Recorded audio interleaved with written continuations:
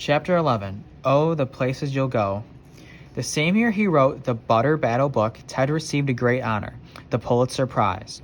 This prize for American writing had never been given to a children's book writer. He was so surprised that he had a hard time convincing himself it wasn't a hoax. In 1990, he published Oh, the Places You'll Go, summing up his view of life. The illustrations sum up his work too. If you look carefully, there are details from his earlier books everywhere. Dr. Seuss speaks to his readers directly through the whole story, describing all the challenges and adventures facing a young person starting on the road of life. He ends cheerfully, but he doesn't make any promises. And will you succeed? Yes, you will indeed.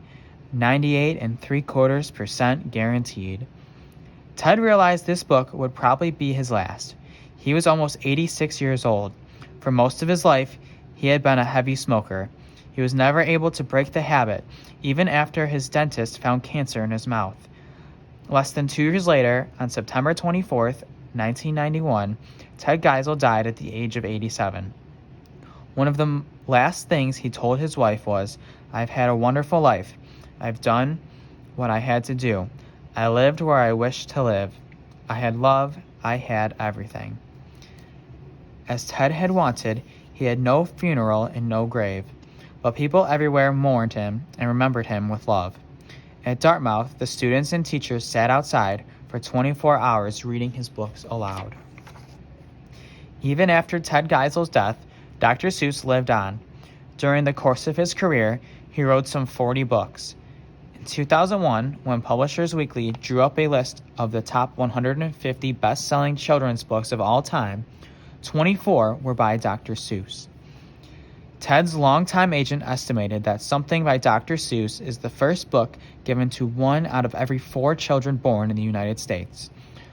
And Oh, the Places You'll Go is one of the most popular gifts for high school and college graduates. So today, over a century after Theodore Geisel was born, most American childhoods begin and end with Dr. Seuss.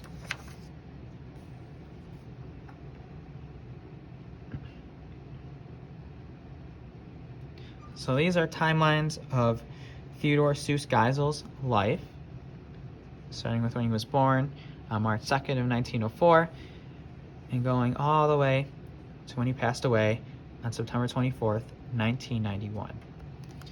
On this page is a timeline of the world. Starting in 1904 when he was born, it says the United States begins work on the Panama Canal, and it goes through all of the life events and world events that he went through when he was alive until 1991 when the Soviet Union, or the USSR, collapses. So you can pause this video here if you would like to read through the different time periods in his life and in the world. And that is the end of the story.